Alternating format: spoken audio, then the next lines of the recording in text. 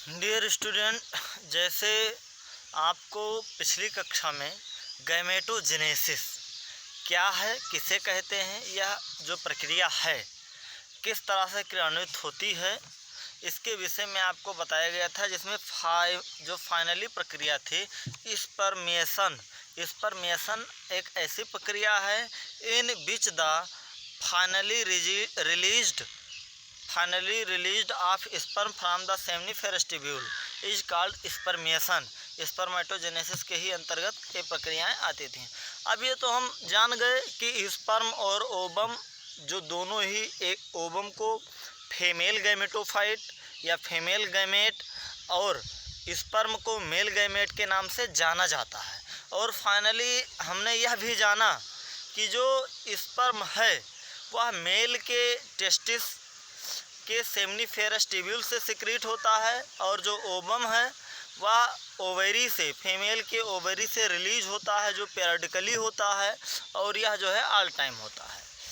लेकिन इसके बाद अभी दो महत्वपूर्ण बिंदु इस विषय में चर्चा से बचे हुए हैं जिन पर चर्चा नहीं हुआ है।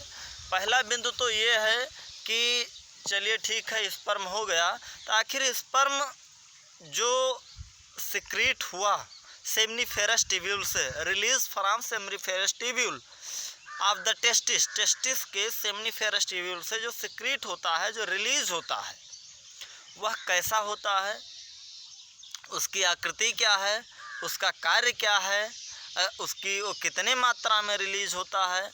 इसी तरह ओवम के विषय में भी ढेर सारी जानकारियां आपको इस वीडियो के माध्यम से दिए जाएंगे और आपको इस वीडियो में यह भी बताया जाएगा कि किस तरह से आप इसके स्ट्रक्चर को जो है 1 बाय 1 करके पढ़ते चले जाएंगे और फिर आपको एकदम वैसे याद हो जाएगा जैसे बताया जाएगा। तो सबसे पहले we first of all study about the structure of sperm. Be examine the structure of the sperm. हम सबसे पहले स्पर्म के स्ट्रक्चर को एग्जामाइन करेंगे, एग्जामिनेट करेंगे, उसके संरचना को पढ़ेंगे और देखेंगे और समझेंगे। तो अब हम चलते हैं। अब जैसे स्ट्रक्चर ऑफ स्पर्म है, examine the structure of sperm.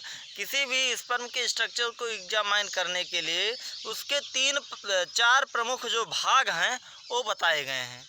जो स्पर्म होता है, वास्तव में उस स्पर्म का सबसे पहले हेड होता है। क्या होता है? हेड के बाद नेक। जो स्पर्म है, स्पर्म का सबसे पहले क्या होगा? हेड। फिगर आप देख पा रहे हैं, ये स्पर्म का फिगर है। सबसे पहले हेड, ठीक, यहाँ से लेकर के यहाँ से, इस बिंदु से लेकर के और यहाँ तक ये होता है हेड, यहाँ से यहाँ तक हेड के बाद ये बिंदु, ये जो बीच में बैन वाले वी की जो आकृति बनाता है, ये नेक हो गया, गर्दन।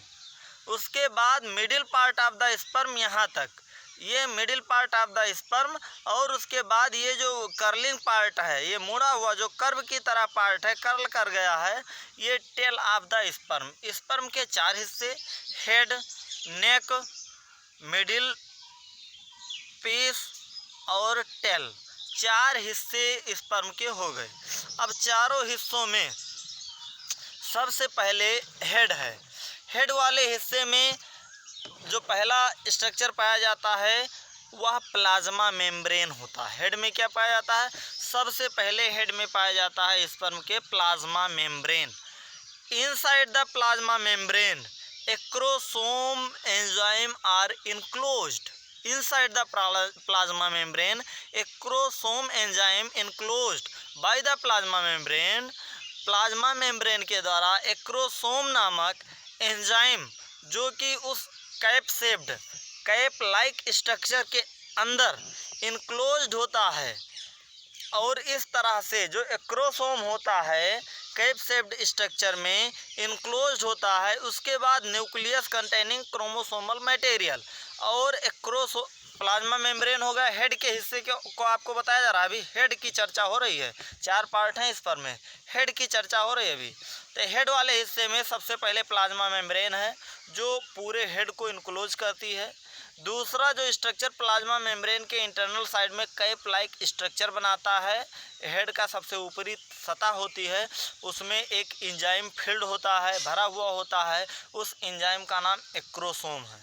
जो तीसरा स्ट्रक्चर है न्यूक्लियस कंटेनिंग क्रोमोसोमल मटेरियल, और तीसरा स्ट्रक्चर न्यूक्लियस जिसमें क्रोमोसोम पाया जाता है और जिसके कारण स्पर्म है, स्पर्म जिसके कारण गैमेट है, स्पर्म जिसके कारण वह हैप्लॉइड होता है। कई रीजन्स हैं जो यहाँ पर न्यूक्लियस कंटेनिंग क्रोमोसोम में पाए जाते हैं। यहाँ पर न्यूक्लियस में जो क्रोमोसोम पाया जाता है 23 in number, not 23 pair, 23 in number, because it can be the result of meiosis division, it can be result of meiosis division. यह अर्धसूत्री विभाजन का परिणाम है जिसके फलस्वरूप 46 क्रोमोसोम नंबर को हाफ करके वह 23 नंबर ऑफ क्रोमोसोम कर देता है। तो इसमें आप देख पाएंगे अब एक्रोसोम बताया गया जो फील्ड होता है प्लाज्मा मेम्ब्रेन के बाद। एक्रोसोम एक ऐसा एंजाइमेटिक मटेरियल है that help the fertilization of the ovum. Acrosome एक ऐसा एंजाइमेटिक मटेरियल है that help the fertilization of the ovum, जो ओवम के फर्टिलाइजेशन में हमारी बहुत अधिक सहायता करता है। अब आप यह बात जान करके आश्चर्यचकित होंगे कि आखिर यह करता कैसे है। तो इसके सापेक्ष यदि आपको बताया जाए, डायरेक्टली लिंक यहाँ आपको प्रोवाइड की जाए कि कैसे करता है, तो आपको यह जानकारी दी जाएगी कि जो यह एंजाइम होता है यह ओवम के आउटर लेयर को ब्रेक करता है। जब इसके प्लाज्मा मेम्ब्रेन ओवम की जो प्लाज्मा मेम्ब्रेन है या जो सतह है उस सतह के डायरेक्ट कांटेक्ट में आता है, तब यह प्लाज्मा मेम्ब्रेन अपने क्रोमोसोम को इजेकुलेट खोलता है और उसमें डालने का प्रयास करता है, और यह जो एक्रोसोम है उसके सभी स्ट्रक्चरों को, संरचनाओं को गला देता है, मिटा देता है, अपने आगे से हटा देता है, जिसके कारण पूरा स्पर्म ओवम के स्पर्म में उपस्थित जो nucleus containing part of chromosome है, जिसमें जहां न्यूक्लियस पाया जाता है वह न्यूक्लियस एक्रोसोम के तुरंत बाद हेड में होता है, और वह न्यूक्लियस जो ओवम है ओवम में इंटर कर जाता है। जैसे ही न्यूक्लियस ओवम में इंटर करता है वैसे ही स्पर्म का कार्य समाप्त हो जाता है और फर्टिलाइजेशन, निषेचन की प्रक्रिया ओवम के अंदर प्रारंभ हो जाती है, और वहाँ पर निषेचन के फलस्वरूप जायगोट बनते हैं और जायगोट के बाद विभाजन प्रारंभ हो जाता है। तो plasma membrane acrosome that help, plasma membrane first layer है जो उसको ढकता है, इनक्लोज करता है, इसके कार्य। दूसरा इसका जो एक्रोसोम है हेड में, इसका कार्य एंजाइम है पाए जाते हैं। एंजाइम जो होते हैं वो उनको वहाँ पर इंटर करने में सहयोग करते हैं, हेल्प करते हैं। और न्यूक्लियस है जो मुख्य पार्ट होता है किसी भी स्पर्म का, या न्यूक्लियस नहीं है तो स्पर्म का कोई मतलब नहीं है, और यह इस तरह से वहाँ पर उसके अंदर जा कर के फर्टिलाइजेशन करता है। उसके बाद आता है नेक। मिडिल जो नेक होता है यह मिडिल पार्ट या मिडिल पीस और हेड के बीच का पोजीशन है, यह दोनों पार्ट्स को जॉइंट करने का कार्य करता है और इसकी कोई आवश्यकता बहुत अधिक नहीं होती है। उसके बाद आता है middle piece. Middle piece of the sperm is very important part. हालांकि nucleus containing part is very important होता है हेड का जो न्यूक्लियस कंटेनिंग पार्ट होता है, that part is a very important part of the nucleus part of the sperm, but middle piece is also a important parts of the sperm. यह भी एक महत्वपूर्ण हिस्सा है, और इस हिस्से के अंदर जैसे हेड में एक्रोसोम होते हैं, एंजाइम्स, उसके बाद न्यूक्लियस कंटेनिंग पार्ट्स होता है, उसी तरह यहाँ पर माइटोकॉन्ड्रिया कंटेनिंग पार्ट्स होते हैं पूरे मिडिल पीस में, और बहुत भारी संख्या में यहाँ पर सिर्फ और सिर्फ माइटोकॉन्ड्रिया पाए जाते हैं।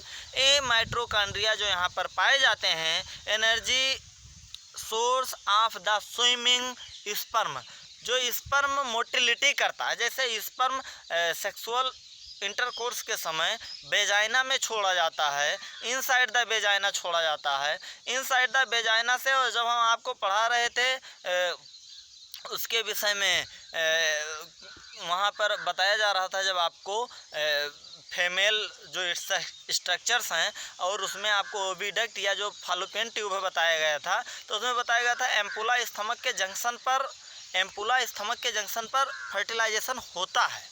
तो वेजाइना के इनसाइड जहाँ स्पर्म इजैकुलेट किया गया, यहाँ से स्पर्म स्टमक एम्पुला के जंक्शन पर सही समय पर पहुंचने के लिए उनको चलने की आवश्यकता होती है, तो उनके पास हाथ पैर तो होते नहीं हैं। वह उस लिक्विड मीडियम में तैरते हुए, स्विम करते हुए अपने टेल की जो महती भूमिका, मिडिल पीस के बाद आएगा टेल में कुछ नहीं, सिर्फ टेल की आवश्यकता होती है कि उनको स्विमिंग प्रदान करते हैं। जैसे एक व्यक्ति एक नदी में जब तैरता है तो अपने हाथों से पानी को हटाता है, जो जल को हटाता है और स्विमिंग प्रदान करता है, पूरे बॉडी में वेव सर्कुलेट कराता है, हाथों की सहायता से पानी के वेव सर्कुलेट करते हैं। उसी तरह स्पर्म की जो टेल होती है, जब यह हिलती डुलती है तो चारों तरफ तो जो स्पर्म होता है उसको मोटिलिटी मिलती है। उसके हिलने के लिए ही मिडिल पार्ट में जो माइटोकॉन्ड्रिया पाया जाता है, mitochondria is a energetic source of swimming, energetic source for swimming, और यह स्विमिंग के लिए इजैकुलेटरी माध्यम प्रदान करता है, अर्थात एनर्जी मिलती है। वह एनर्जी टेल को पास ट्रांसफ़र होती है। टेल जो है मोटिलिटी करता है, तैरता हुआ, भागता हुआ वेजाइना के इंटरनल साइड में एम्पुला स्टमक के जंक्शन तक जाता है और वहाँ फर्टिलाइजेशन करता है। तो मिडिल पार्ट में एनर्जी पाया जाता है, जिससे पूरे स्पर्म को ऊर्जा प्रदान की जाती है, और टेल का कार्य है कि स्विम करते हुए मोटिलिटी प्रदान करना, और वह एनर्जी जो टेल को स्विमिंग के लिए चाहिए वह मिडिल पीस में उपस्थित जो माइटोकॉन्ड्रिया है उससे प्राप्त होती है। अब ये तो हो गया। अब फैसिलिटेट ऑफ द स्पर्म, जो स्पर्म का फैसिलिटेट होता है, यह आपको पता चल गया कि मोटिलिटी के कारण होता है। और मोटिलिटी क्यों होता है यह आपको बताया गया। Energetic source of mitochondria by the middle piece containing middle piece of the mitochondria middle piece में कंटेन होता है, जो एनर्जेटिक बहुत अधिक एनर्जी देने का सोर्स होता है, ये आपको पता चल गया। अब यह जो एनर्जेटिक सोर्स है, ये वेजाइना के इंटरनल साइड में जो स्पर्म गया सेक्सुअल इंटरकोर्स के समय, तो कितनी संख्या में गया, ये तो एक स्पर्म के बारे में अध्ययन है। इसकी जो संख्या होती है, the human male ejaculates 200 to 300 million sperm during a coitus of which for normal fertility, एक नॉर्मल फर्टिलिटी के दौरान 200 से 300 मिलियन स्पर्म ह्यूमन फीमेल के वेजाइना में इजैकुलेट करते हैं सिंपल एक क्वाइटस सेक्सुअल इंटरकोर्स के समय। 200 से 300 मिलियन, 200 से 300 मिलियन, 1 मिलियन इक्वल टू होता है लगभग 10 लाख। तो अब आप सोचिए 200 लाख से लेकर के 300 लाख के आसपास जो स्पर्म हैं, वो स्पर्मों की संख्या पहुंच जाती है, और इस तरह से उनमें से कुछ हाई स्पीड मोटिलिटी होते हैं, कुछ लो मिडिल स्पीड होते हैं, कुछ एकदम लोअर होते हैं जो वहाँ तक पहुंच ही नहीं पाते, रास्ते में डिजनरेट हो जाते हैं। और इसमें एक ही स्पर्म एक समय में एक ही स्पर्म एक बार जो है उसको ढकेगा, फर्टिलाइज करेगा, उसके बाद जो ओवम है वो सारे रास्तों को ब्लॉक कर देगा, अन्य को फर्टिलाइजेशन नहीं करेगा, और इस तरह से सारे के सारे जो जितने भी लाखों की संख्या में स्पर्म हैं, सब लाखों करोड़ों की संख्या में डिजनरेट हो जाएंगे, और एक स्पर्म फर्टिलाइजेशन करके जाइगोट का निर्माण करेगा। इसके बाद इसके आगे की प्रक्रिया जो है oogenesis या ओवम क्या है, कैसे होता है, उसमें आपको जानकारी दी जाएगी। Thanks for watching video. Next video में आपको फिर मिलेंगे।